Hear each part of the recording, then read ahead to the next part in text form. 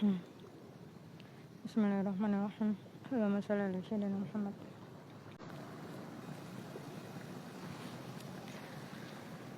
Oh iya, tapi ini sudah selesai kayaknya masalahnya ya, tentang orang yang tinggal di masjid terus.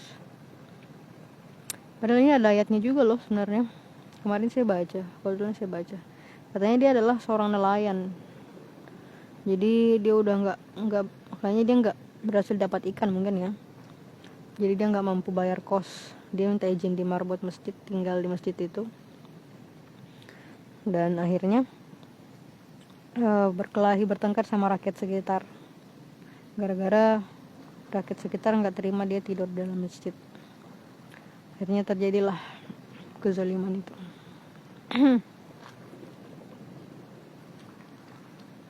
Ya, kesian lah ikan-ikanku ditangkap nelayan. Tapi nggak apa-apa lah, Allah sudah mengizinkan dalam Al-Quran. Kenapa Allah menenangkan laut itu? Karena kamu mengambil rezeki di dalamnya. Makanya ketika penambangan yang merusak laut itu harus dihentikan seharusnya.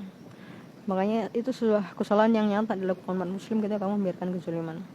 Kemarin saya bertanya dengan Ustadz itu, jam berapa nih saya? Sedikit lagi. Jadi katanya pemerintah ini udah bagus karena dia mengizinkan kita sholat. Seakan-akan Islam itu cuma sholat gitu. Apakah Rasulullah membawa Al-Quran perintahnya itu cuma sholat? Kan enggak ya kan? Enggak lah, kamu nggak baca Al-Quran. Nah, yakin saya nggak baca. Kalian pasti nggak baca Al-Quran ya. Bener kan? Aduh, di dalam Al-Quran itu Allah nggak cuma perintahkan sholat, bahkan dibilang celaka orang yang sholat, yang riya dan enggan memberikan bantuan bro, ngerti nggak sih, paham tentang bantuan? Itu artinya ada orang-orang yang membutuhkan. Itulah ketika kamu percaya kamu hanya disuruh sholat gitu, tapi ada orang yang menderita nggak dikasih bantuan, ada orang yang kesusahan nggak ditolong. Celaka. Maka sholatmu itu dianggap dekat dengan riya ya, tapi Allah bilang riya. Dan jadi tuh sebenarnya wujudnya gitu, karena memang sholatnya cuma untuk dilihat. Makanya kamu bangun masjid megah-begah kan, bilang nih megah-begah nih. Tapi orang minta tolong nggak dibantuin.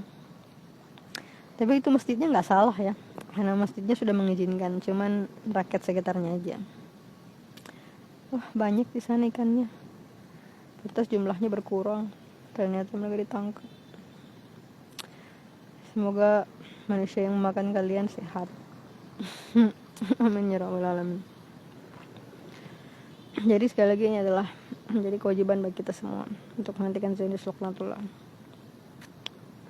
Bacalah kembali Al-Quranmu, wahai umat muslim.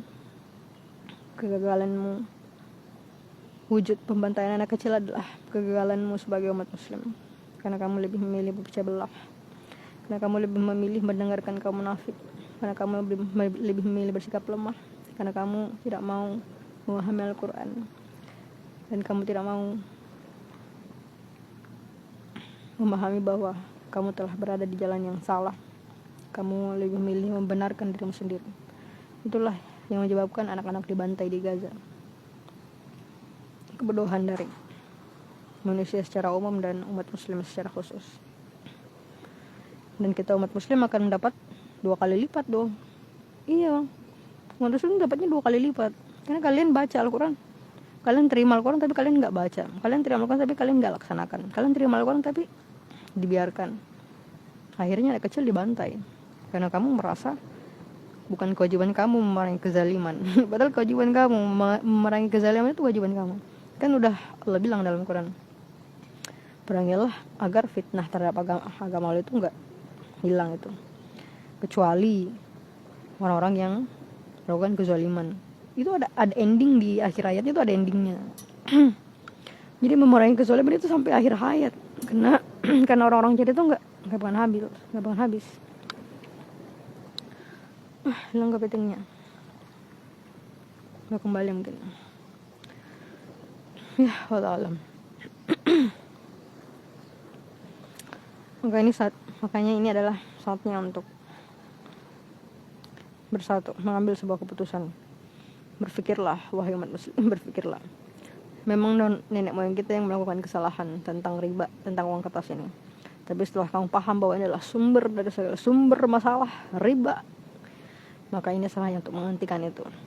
Dengan cara bersatu, membuat pasukan perang, memilih pemimpin yang adil, dan perangi Zionis laknatullah sampai semua orang Zionis keluar dari tanah Syam. Karena mereka adalah imigran jahat yang melakukan kejahatan dan pembantaian terhadap anak kecil. Ya Allah alam. Pahamilah, wahai muslim, pahamilah. Ambillah pelajaran dan berfikirlah.